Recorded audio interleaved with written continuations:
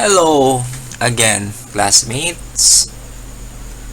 So this is the third part of our discussion.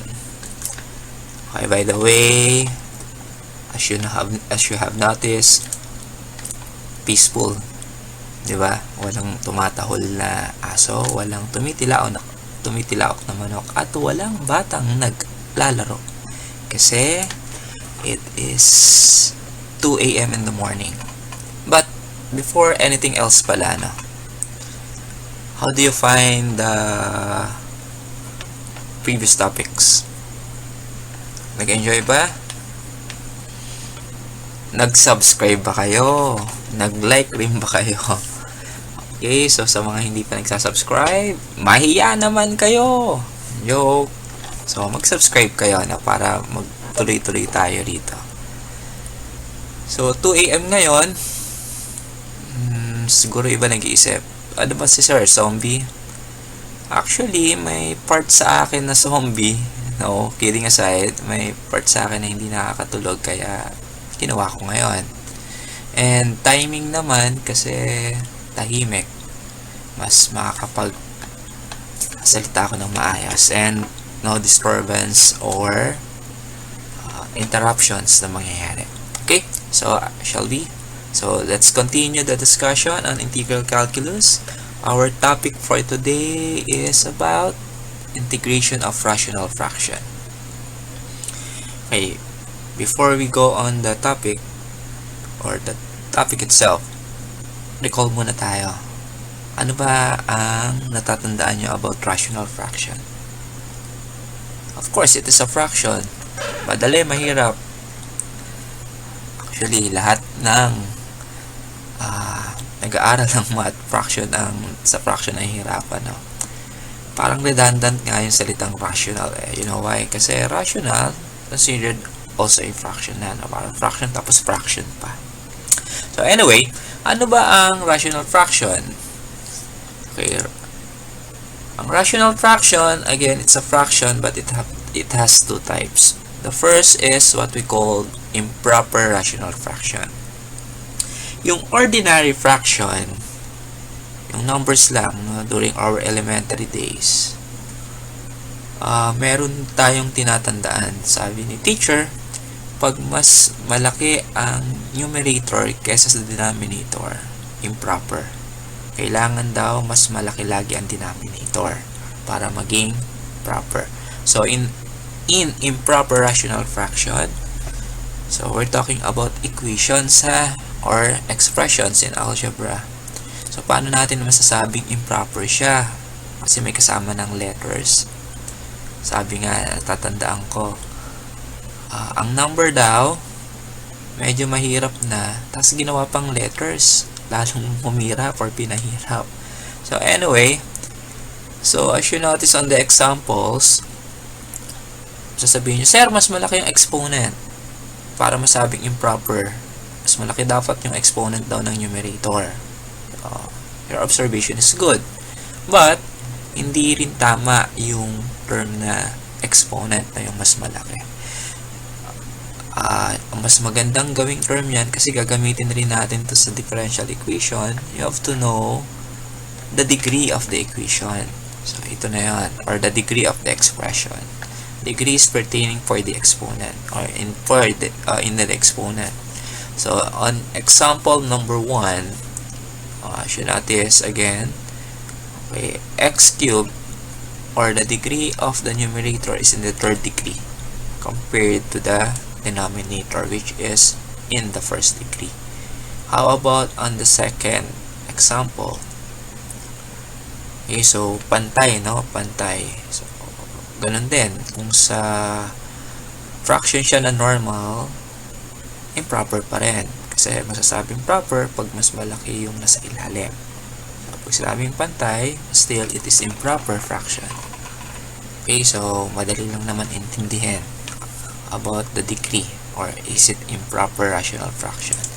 Okay, the second type is the proper rational fraction. So you have already a clue or an idea ano ang proper, kasi it is just the reverse o yung kabaliktaran na improper rational fraction. So, mas mataas ang degree of the denominator compared with the numerator. Okay, so sa second part naman,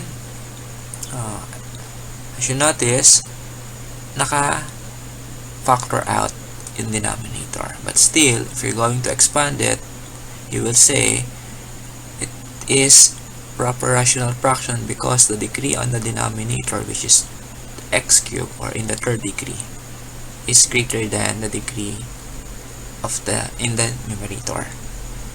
Okay? So, balik ulit muna tayo sa improper rational fraction.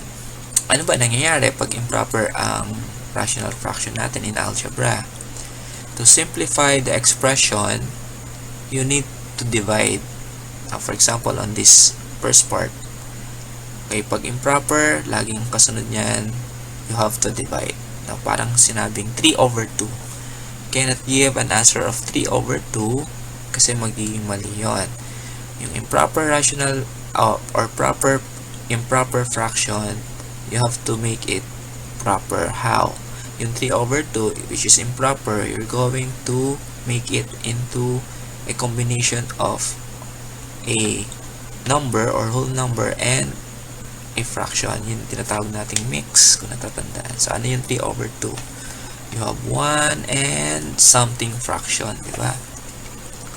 Mahina kasi sa math, kaya huwag niyo akong tatanungin. Joke. So, what I'm telling to say, yung improper, to make it proper, magiging mix. A combination of a whole number and a fraction, which is already a proper fraction. Okay, kaya itong first example, i-divide niya. It can be long division method, synthetic division, or you can do factoring also. Okay? So, sa number 2, yung proper rational fraction, anong gagawin ngayon natin dyan? If it's already proper, for example, 1/2. O, huwag nyo sabihin, sure, gagawin kong decimal. So, hindi ganon. So, we need to convert it still into another form of fraction. So, hindi na natin makakonvert sa fraction kasi it's already proper fraction. But, we're going to focus on the proper rational fraction sa integral calculus. So, wala tayo sa algebra, no? But, dapat kasi na-discuss sa inyo to sa algebra. No? During the old, or what we call 5-year, yung engineering before. So, we have algebra for the first year. Now, in the first sem, we have algebra, trigonometry. Tapos, second sem, you have advanced algebra. So, lumalabas parang 6 units ang algebra. Tapos, mayroon pang analytic geometry, solid mensuration. So, I think there are 5 basic or math that you need na ma-complete before moving on differential calculus. And sad to say, lagi ko naman sinasabi sa inyo na in-assume na matatalino kayo, which is matatalino naman talaga kayo kasi hindi naman kayo magiging engineering student or makakapasa kung hindi kayo matatalino. Nataon lang na hindi pa nagigising ang talino sa inyo. Sana hindi na magising. Biro lang. So, yung iba sa inyo kulang lang ng uga. No? Magigising at magigising din yan.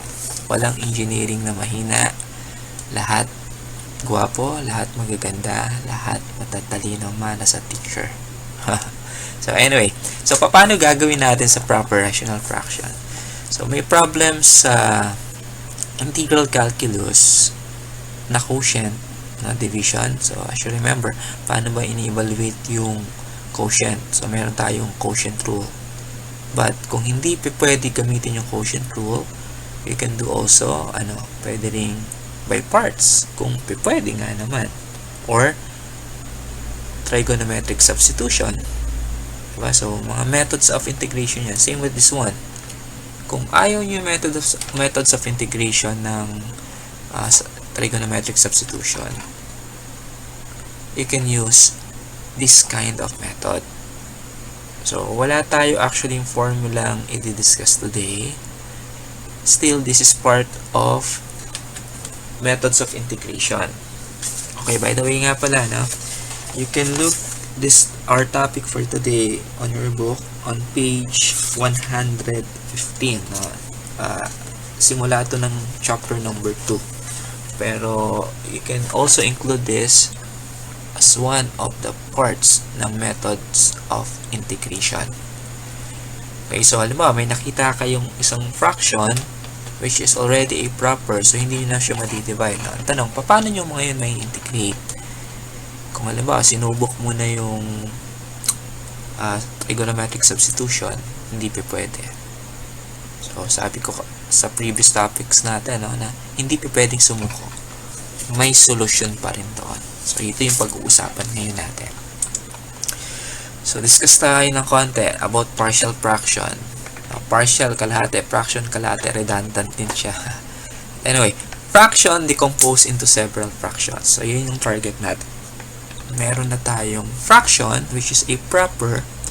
Tapos, i-equal natin or i-equate natin siya or decompose into several fractions. So, bakit ganon? Kasi mahirap nga i-integrate yung isang fraction. Ang gagawin natin, hahati-hatiin natin. Sabi sa problema, pagka sobrang laki, huwag mong isolve na sobrang laki or sabay-sabay. Isa-isahin mo. Mas mabilis masolve siya. Okay, so before we proceed sa example, there is a note. Ano daw yung note? In solving problems using partial fraction, at first, completely factor the denominator. Ano ibig sabihin nun?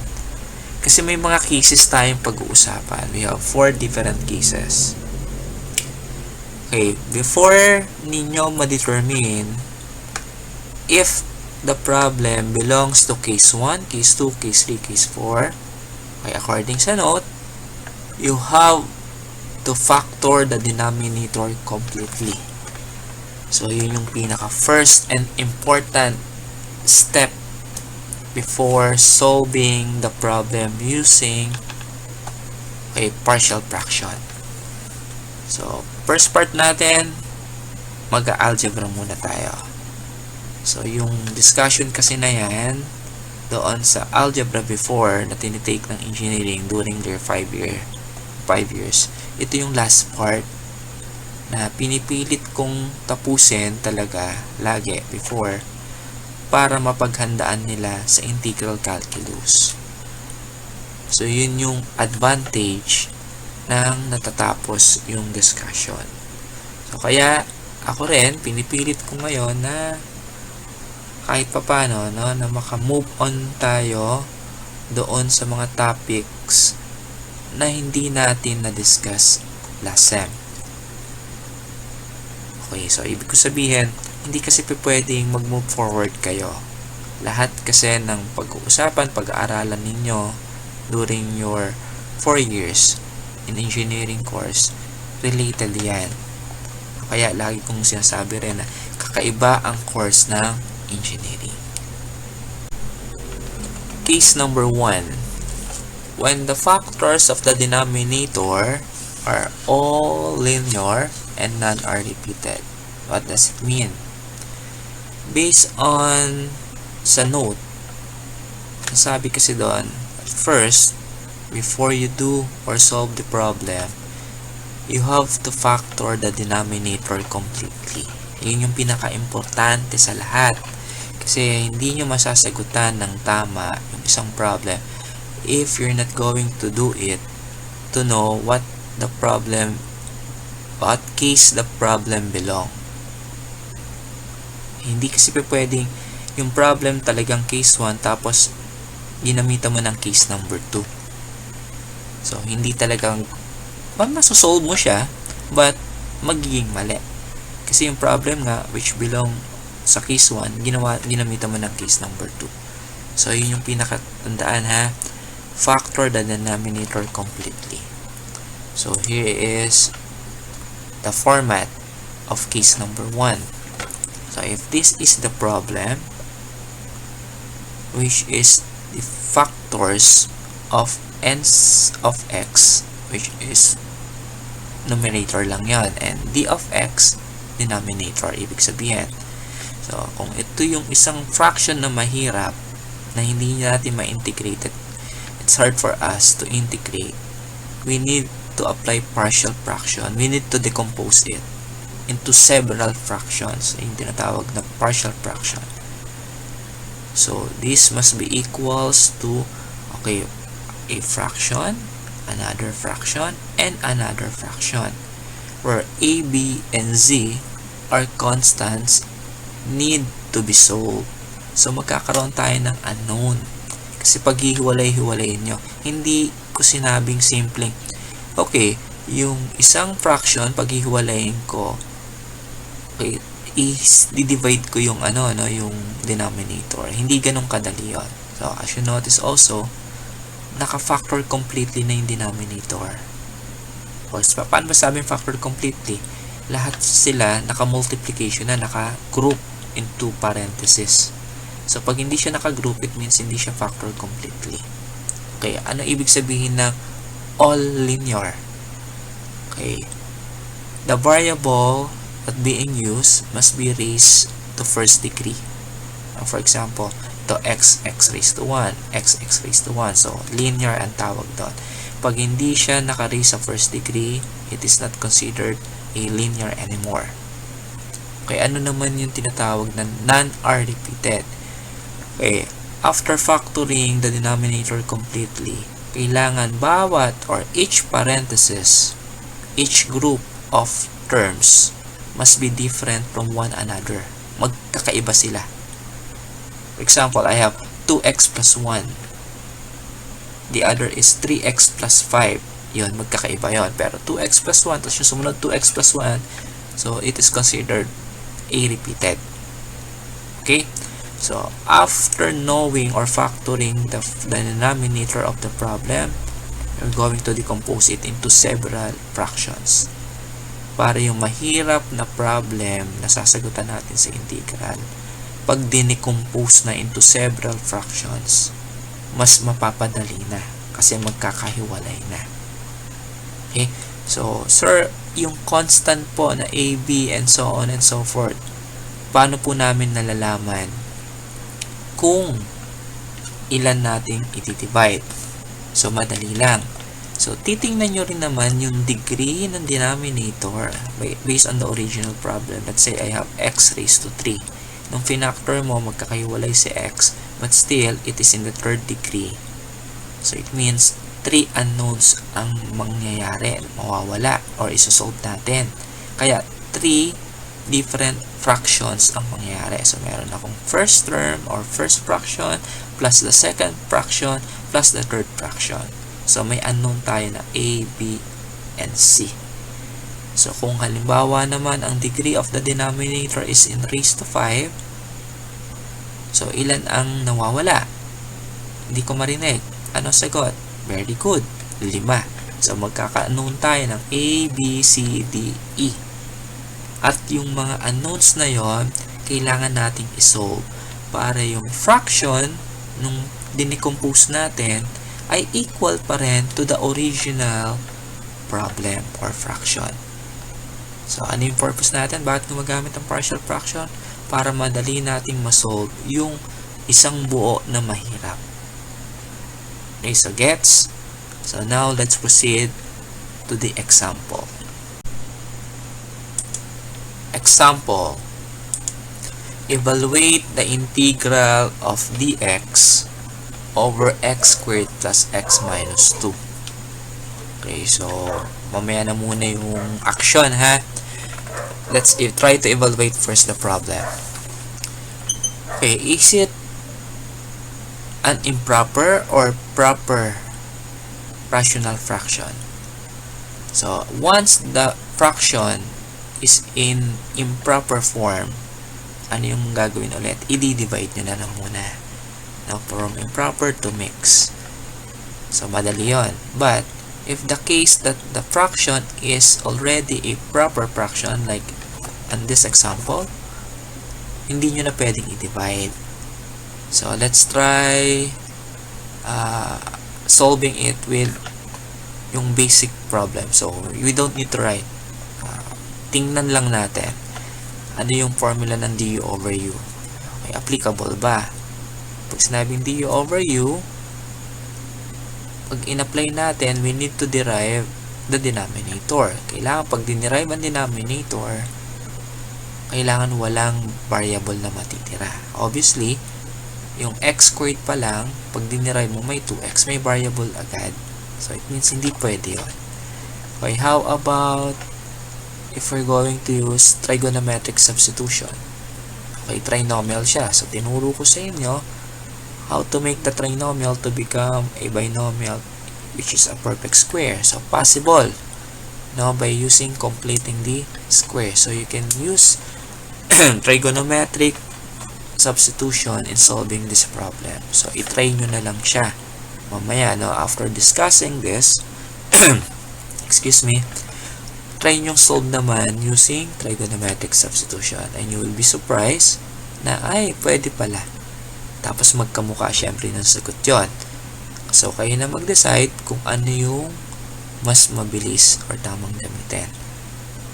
So, tandaan sa mata, hindi pwede kasing na-solve nyo lang siya. Kailangan mabilis nyo siyang nasosolve. Na-solve mo nga, pero after century, hindi pwedeng ganon. So, ito rin yung nagpa-practice sa engineering kung gaano kabilis mag-isip. Hindi ko naman gagamitin sa work ko yan. Yes, tama. That's the purpose na hindi nga gagamitin. Pero, ano ang gusto mong palabasin? So, ang habol kasi natin dito rin, no, sa mga subjects minsan na hindi nyo maintindihan kung a-apply ba natin in real life. Napaprocess kasi yung mind natin. No? Paano mapabilis mag-isip, paano dumiskarte. Kaya, sinasabi nga, engineering ka talaga all-knowing. Maraming naasar sa atin. But, ano magagawa natin? Talagang ganun tayo. Sorry sila. Okay? So, we're now going to solve the example or example number 1. Okay, integral of example tayo on page 116. Integral of dx over x squared plus x minus 2. Okay, let's inspect first the problem. Okay, ano ang degree ng denominator? Okay, second degree.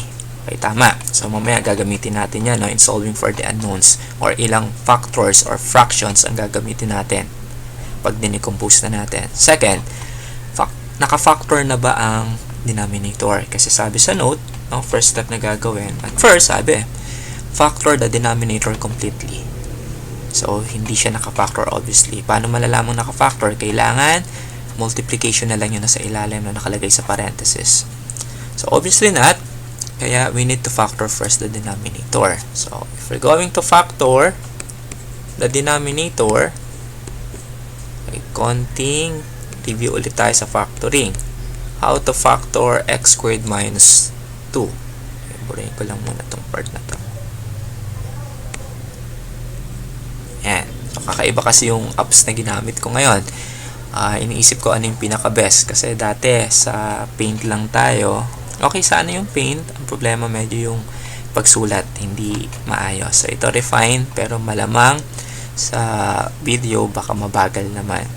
Okay, so, continue muna tayo, no? Mag-i-improve naman each time na may bago tayong topics, experimental. Okay, so, paano pina-factor to? Okay, put 2 parentheses. Okay, pertaining for the factors. Okay, yung first part, tingnan natin yung first term, x squared. So, what are the factors of the x squared? So, we have x times x. Okay, next, by looking on the last term, 2. So, ano yung factors ni 2? Pag sinabing factors yung pag minultiply mo, ano yung bumubuo sa 2? Okay, we have only 2 and 1 or 1 and 2. So, we have 1 and 2. So, 1 times 2 is 2. Okay, now, may mga sign between terms. Saan natin kukunin ngayon yon? By looking on the sign of 2 which is negative. So, paano ba nakakaproduce ng negative sa multiplication? Dapat yung dalawang signs magkaiba or unlike. Isang positive, isang negative. Right? The question is, saan ilalagay si positive? Kay 1 ba or kay 2? Same with negative. So, check natin by looking on the sign of the second term of the problem. So, since the sign is positive, ilalagay natin yung positive sa mataas. Sino mataas? Si 2 or si 1?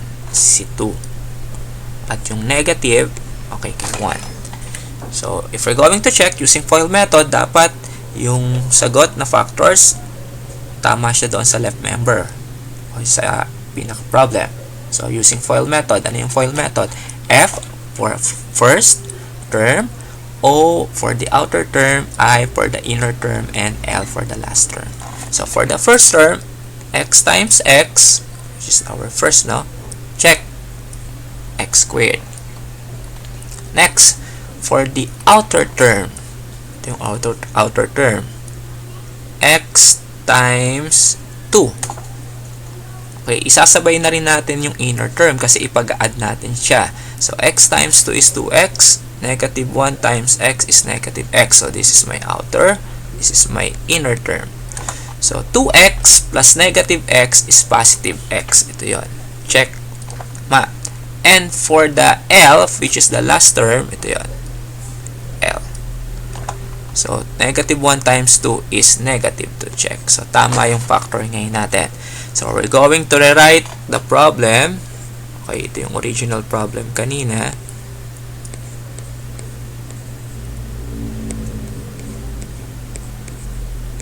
Okay, equal na kanina. So, we have integral of, ano yung term natin ngayon? O, sige, mamaya na muna natin paghiwalayin. Sulat ko muna yung factor niya na equivalent. X minus 1, x plus 2. Okay, so, anong degree ulit? Second term. So, itong pinaka-bago ngayong form ng problem, i-decompose ngayon natin siya ng ilan. Since it is in second degree, so, i-decompose natin ng dalawang fraction or partial fraction kung tawagin. Okay, para kay A at para kay B na constant. So, equals to, okay, ito, na problem na bagong form, ay equal na kay A, may A na una, over. Okay, para sa first na denominator, x minus 1. So, lagyan ko muna ng dx. Okay, plus, for the second fraction, para kay B, lagyan ko na rin ng dx, over para sa second denominator, x plus 2. Okay, so yun yung format o yung susundin natin sa case number 1. Okay, so we're going to find now for the constants A and B. Kasi kung titingnan ninyo ano ba mas madaling isolve? Yung kaninang problem, ito. Sabi kasi natin, division. Pwede ba nating i-apply dyan yung quotient rule na du over u? Okay, ano ulit yung formula na yun? Ln, absolute value of u plus c. So, hindi natin ma-apply yan kasi sabi, dapat gagawin nyo yung denominator. So, pag ginawang yun natin si x squared plus x minus 2, dapat daw walang variable pag dinerive. Pag dinerive natin si x squared plus x minus 2, sa first term pa lang may 2x na, may x na. Hindi makakancel si x kasi wala namang x sa numerator. So, this one cannot be. So, hindi pa pwede to. So, mahirap. Kung a-applyan naman natin siya ng trigonometric substitution, ito, again yung problem, okay, sa tingin nyo pa lang, pwede na, di ba? Kasi naituro ko topic number 2, okay, yung yung trinomial nagiging binomial na square, perfect square, using perfect square trinomial or yung completing the square. So, pwede. Pero, hindi natin gagawin dito yon. Kayo ang gagawa try to experiment. So, tingnan niyo kung mag-equal yung sagot natin. Okay? So, apply nyo yan, ha? Kasi ganun talaga yung ugali natin. Hindi tayo mag-stick lang sa isa. Okay, at pinag-usapan lang natin yung yung math solution.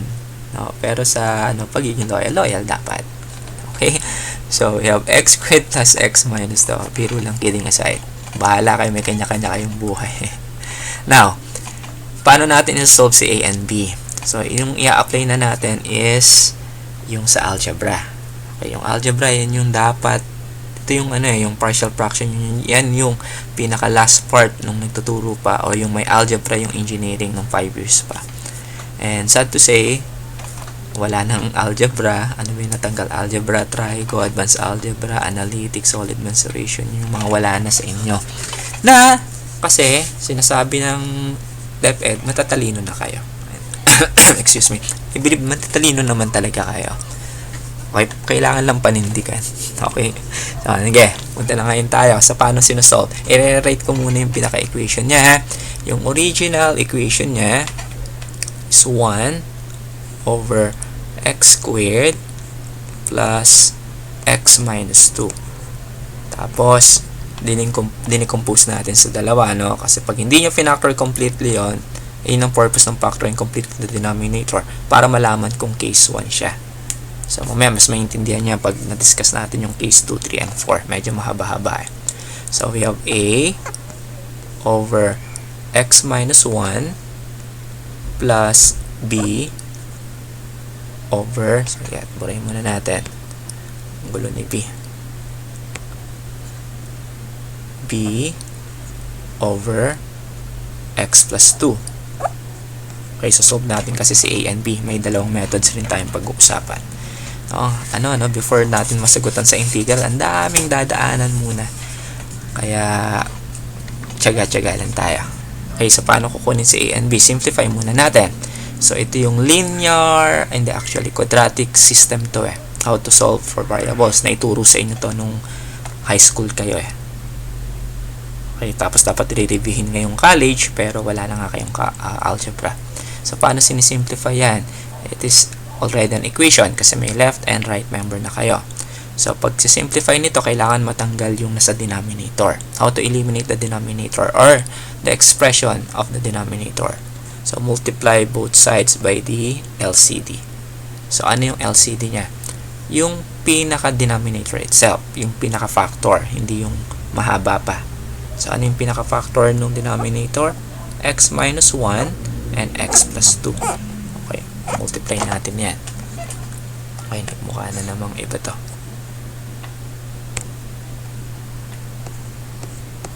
X minus 2. Naghahanap ako ng pen na pansulat eh. Kasi yung daliri ko medyo malapad. Okay. So, if we're going to multiply the LCD on the left member, okay, magkamukha lang naman sa x squared plus x minus 2 tsaka sa LCD, no? So, cancel siya. Bali, wala yan. So, may matitira na lang tayong 1 na lang. Okay, ayusin ko muna. Hindi na naman sa sulat. 1. Okay, equals. Okay, yung first term, nasaan si A, multiply by the LCD. Okay, so may x minus 1 ako sa taas, may x minus 1 din ako sa baba, cancel na rin to. So may matitirang A at multiply kay x minus 2 kasi may matitira doon na x minus 2. Okay, next for B plus B, okay, multiply sa LCD. Okay, may x plus 2 sa baba, may plus pala to ha. May x plus 2 sa taas at sa baba. So, cancel na rin to. So, may matitirang x minus 1. Okay. Kasi walang edit ako na ginagawa sa video. No? Pinagduduktong ko lang. Yun yung pinaka-editing ko. So, plain and simple yung ginagawa natin. Parang gusto ko classroom type of discussion. So, hindi sa video pagandahan kung hindi sa matututunan ninyo. Okay, so paano natin solve ngayon si A and B? So, we have two kinds of method. No? Yung first method is by substitution. Okay? Second is by equating coefficients. So, sa book, pinakita ko rin naman yung two methods na yan, pero didiscuss pa rin natin dito for the sake sa mga viewers. Hoping viewers na ma-enjoy nyo rin to and you can adapt easily to this method or way of teaching. So, we're going to apply also yung second method mamaya. Okay, for the first method, by substitution, okay na to. Ayan na yung form niya. Now, for the second method, pag in-apply natin, okay, iba yung arrangement niya kasi equate natin yung coefficient. So, paano natin gagawin yon? So, arrange lang muna natin to. Okay, multiply or distributing A and B inside the quantity. So, I have AX minus 2A plus BX minus B. So, gagamitin din natin mamaya yan. Okay? So, doon muna tayo sa first method. Okay, ano ba yung first method? Again, method 1.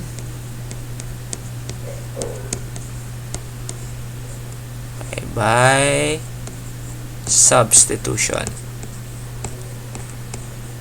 Substitution. Okay, so kagandahan naman itong program na to. Ayan, dito muna tayo. Linis-linis ang konti. Okay, so ano yung by substitution? We're going to assume values. Okay, any value. Pero, syempre, gusto muna natin na mas madali. Okay, for example, no, I'm going to say let x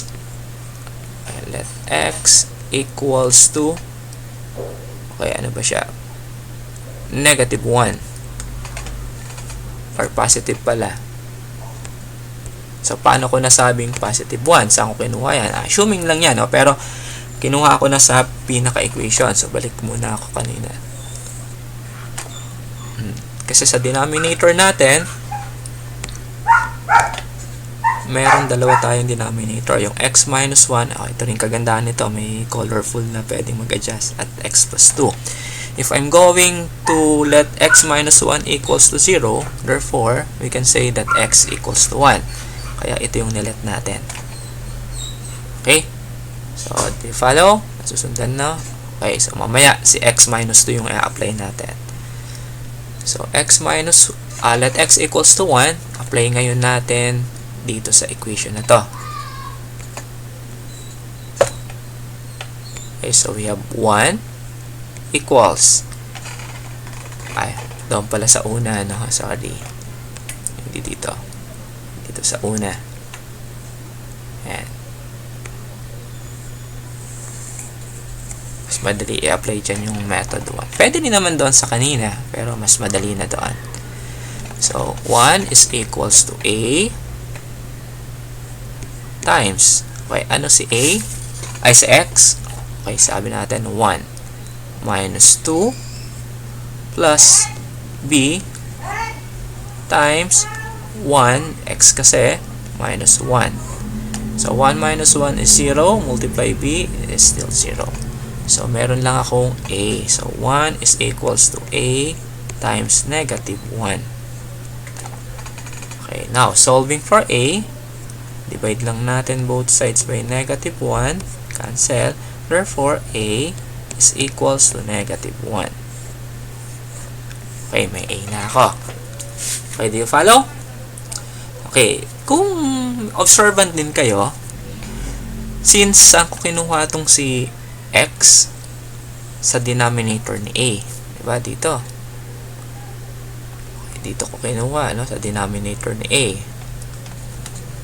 Kung saan mo kinuha si X, kung sinong pinaka-numerator niya, yun yung masosolve nyo. Kaya kinuha ko kay A sa denominator ni A, kaya ang nasolve ko si A, automatic si B magiging 0. Okay, so testing natin. Kung kukunin ko naman si B, since ang denominator ni B ay x plus 2, kaya assume ngayon natin, let x equals to,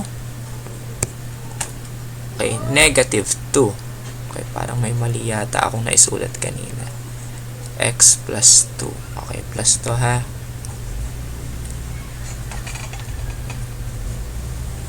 Ax plus 2a. Ayan. Baka na mali-mali pala tayo. Sabi na nga ba. Mabuti na lang napansin ko. Okay, sorry. My fault. Playin ko muna. Okay. So, 1 equals A times 3 pala siya. Okay. So, divide both sides by 3. By 3. Buti nakita ako. Equals to 1/3. Yan si A. Na. Okay, so B, if x is equals to -2. Okay, balik ulit tayo dito sa kanina. Okay, we have 1 equals, okay, kanino ko kinuha sa x? Kay B, kaya si A magiging 0. Okay, tingnan natin kung magiging 0. A times x. X is -2 plus 2. Okay, kaya magiging 0 sa A. Okay, nasusundan. Plus B x minus 1 or -2 minus 1. Okay, mahirap talaga magsulat, no? Hahanap tayo ng program na iba na susunod na maayos. So, we have 1 equals B times -3. So, divide both sides by -3. -3, cancel. B is equals to -1/3. Okay. So, meron na akong A. Meron na rin akong B. Okay, that's for method 1. Okay, so tuloy na natin yung method 2. Mamaya na muna natin i-continue sa integral, ha? Sa method 2 naman, method 2,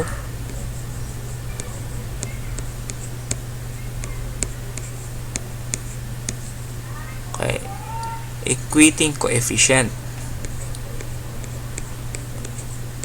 Equating coefficient.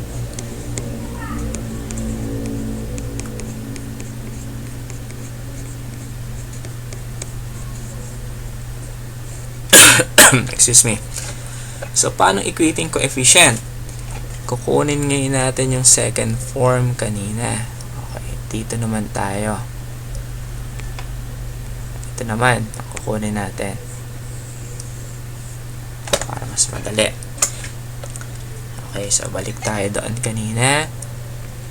Sa solution natin. Okay, we have 1. Ulit ko lang ulit. AX plus 2A. A is constant, at saka si B. Plus BX minus B. Ayan. So, paano yung sinasabing equating coefficient?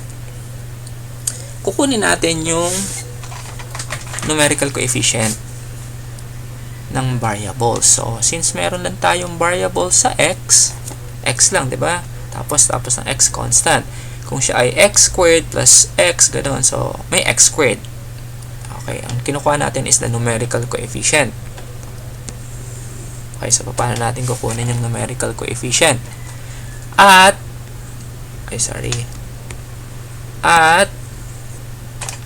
x lang muna, ha? Okay, ano ibig sabihin at x lang? Kasi x yung meron lang tayong variable. So, tingnan natin. Dito ba sa left member may x? Wala. So, ano mangyayari? 0. Kasi wala si x. Okay? Equals. Okay, si A, may x ba? Ayun na nga. Si A na yung numerical coefficient na x. So, meron akong A. Plus 2A, wala namang x doon, hindi natin sasama. Kay BX, ang numerical coefficient na x, si B. Okay, tapos minus b. Si b walang x, 0 din. So, yan yung equation 1. Okay, so ayan, gumagawa na tayo ng equation, kaya equating coefficient. Okay, ano yung sumunod after x? Kasi decreasing order yan. Kung may x squared, magsimula ka sa x squared, tapos x, tapos constant. So, at constant, gagawin kong k ang representation natin ng constant, no? Okay, dito ulit tingin. Dito tingin. Okay, may constant ba sa left? Meron. Si 1 equals kay ax, kasi kay x yan, di kasama. Si 2a, ano numerical coefficient o constant coefficient ni 2a? Si 2. Okay, nasusundan ba? 2a. Kasi buo yan. Tapos, si bx, hindi kasama. Si b, may 1. Imaginary, no? Pero may 1. So, 1b. Parang ganyan. Sinulat ko lang ha, pero kahit wala na yung 1. So, ito yung magiging equation 2. So, we have 2 unknowns. Kailangan merong ilang equation? 2 equation din or mas maraming equation. Kasi hindi pwedeng sagutan na marami yung unknowns at konti ang equation. Kailangan pantay or mas marami ang equation. Mas maganda yun. Okay, now we can solve for a and b. So, equation 1 is 0 plus a plus b. Equation 1. Equation number 2, 1 equals 2a minus b. So, eliminating tayo para mas mabilis. So, paano elimination ang gagawin natin? So, we can add or subtract. Add na lang. Apply na natin yung addition. So, adding the two equation. Add. Okay, bibilugan ko ha.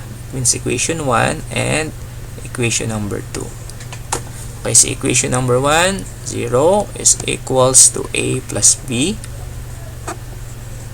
So, equation 2, 1 equals 2a minus b. Add daw natin. Okay, pag in-add natin, makakancel. Very good. Mas si b. So, 0 plus 1 is 1. A plus 2a is 3a. So, ganun din, di ba? So, solving for a, divide both sides by 3. So, a is equals to 1/3. Same with the answer before. Yung kaninang method. Yan. Yan, wala lang ng kuwit. Kakaasar na. 1/3. Okay. Yan, 1/3. Okay na. Ito yung kanina. Check. Ganun din yung kanina. Okay, now, for solving for b, kung ito yung equation 1, ito yung equation 2, substitute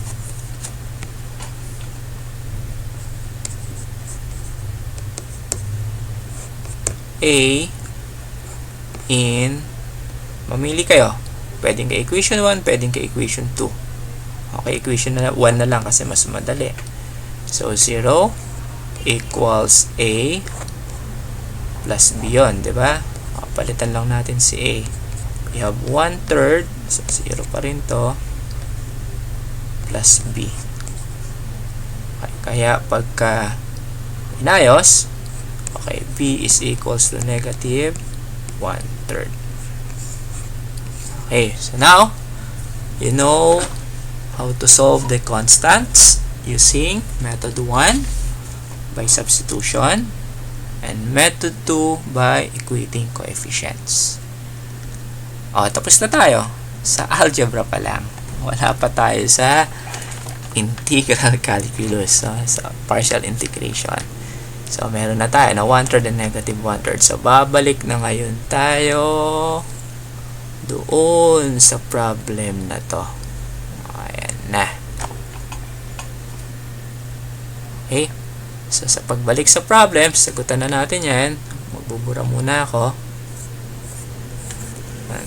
Sarap magbura, mabilis. para mamaya linis na siya. Sa mga susunod nating example, lalakihan ko pa tong board. Natin, gamitin natin ito yung space mamaya. Wala kasi siyang yung ito naman yung problema rito, wala yung next page, kaya or hindi ko pa na-explore ko rin ito maya. Kaya si A positive 1/3, si B negative 1/3. Okay, continue ngayon tayo. Integral of dx over x squared plus x minus 2 is now equals, so integral of 1/3 over x minus 1 dx plus integral of negative 1/3 dx over x plus 2. Okay na. So, simplify natin ang mas maayos. Equals, labas ko na si 1/3 integral of dx over x minus 1. Positive times negative is negative. Labas ko na rin si 1/3 integral of dx over x plus 2. So, kitang-kita nyo na, no? Madali nang isolve. Kasi, pwede na natin gamitin yung quotient rule na du over u. So, again, paano ulit yung du over u? Recalling this. So, integral of du over u is equals to ln absolute value of u plus c. So, pwede na nating i-apply yan. Okay, so konting tiis na lang. Tapos tayo sa equation 1. Equation sa case number 1. Pamatay.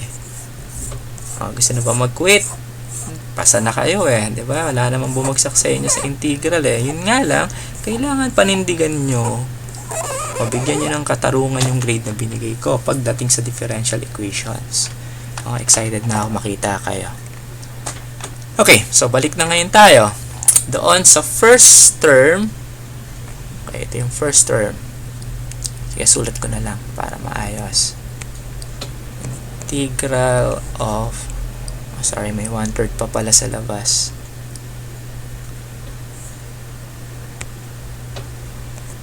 Okay, 1/3 integral, ano naman siya? Du over dx pala. Dx over x minus 1. Okay, minus 1/3 integral of dx over x plus 2. Okay, so let u sa first term, x minus 1. Du, derivative ng u, is dx. Okay, tapos sa second term naman, so hindi lahat apply yung u doon magkakaiba sila ng u bawat term. So we have x plus 2, derivative of u is equals to dx. Okay, so substitute ngayon natin. So we have 1/3 integral, so what is the value of dx in term 1? First term, du lang. Tapos, si x minus 1, u. So, okay, pasok na rito. Papalitan na lang natin yan ng ln of absolute value u. Okay, so, purahin ko ulit. Okay, so sa kabilang term, minus 1/3. Ganun din, dx is du. So, may iba lang yung value ni u. Kasi x plus 2 yun. Okay, magkaiba yung dalawa. Okay, so applying the formula, we have 1/3 ln absolute value of u. Actually, sa absolute, pwedeng positive, pwedeng negative. Pero sa logarithm, one of the properties of logarithm, ang tinatanggap lang is the positive. Okay, so gagawin na natin positive, no? So si u ay si x minus 1. Okay, so second term, minus 1/3 logarithm rin of absolute value of x plus 2. Okay, plus c. Okay, are we done yet? Oops, but wait, there's more. Hindi pa tayo tapos, ha? So, ano pa yung dapat natin tapusin? So, syempre, logarithm yan. We need to apply the law or laws of logarithm. So, ano yung natatandaan sa law ng logarithm? Hindi ko na-review to. Shift na tayo ngayon sa try ko. Pag merong number before the logarithm, nagiging ano siya? Sagot? Seat number. Nako, kung nasa classroom lang tayo, tatawag na ako. Kaya miss na miss ko talaga kayo. Pag may number before the logarithm, nagiging exponent, no, nadadala sa taas. Okay, so ayusin natin. So we have natural logarithm or logarithm of x minus 1 raised to 1/3. Oops. Ay, nako.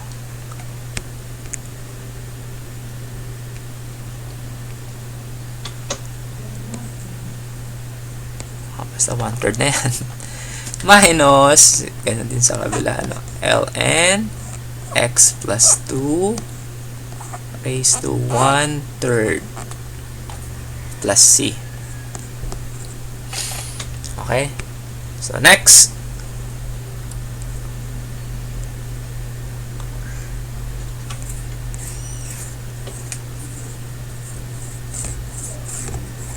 Bora-bora.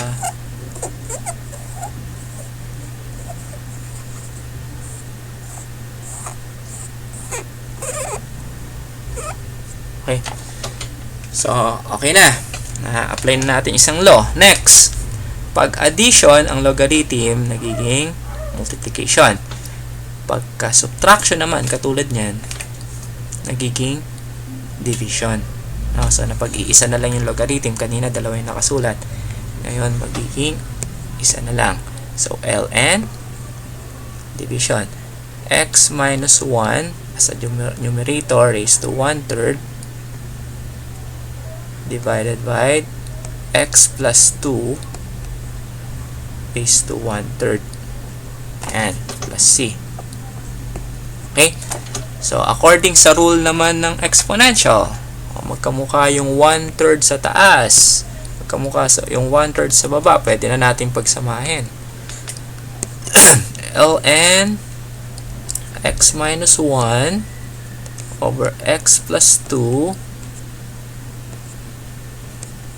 raised to, isa na lang, 1/3 kasi dinidistribute naman yung property ng exponent. And pag ang exponent mo ay fraction, it means ano? Sagot, set number 23. Radical naman, no? May square root kumbaga. Pero ito kasi 1/3 kaya cube root. So we have ln of cube root muna. Medyo nalitan si ln. ln cube root of x minus 1 over x plus 2. Saan napunta ulit? Recall tayo si 1. Yun yung exponent nito. Supposed to be. So, hindi naman nilalagay pag ang exponent ay 1. Okay? So, hindi na kailangan ipakita yan. Ganyan na lang. Plus c. So, this is now the final answer. So, kung check nyo ngayon sa book, on page, ano ba yung pinaka-final answer niyan? So, hanapin ko lang yung book. Final answer niyan is on page, yun, page 119. So, tama, no? Cube root of x minus 1 over x plus 2 plus c. So, okay na? So, may mga examples yan. Continue studying case number 1.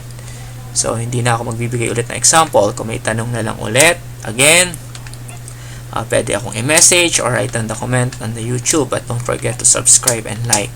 So, tapos nito, case number 2 na tayo. Okay?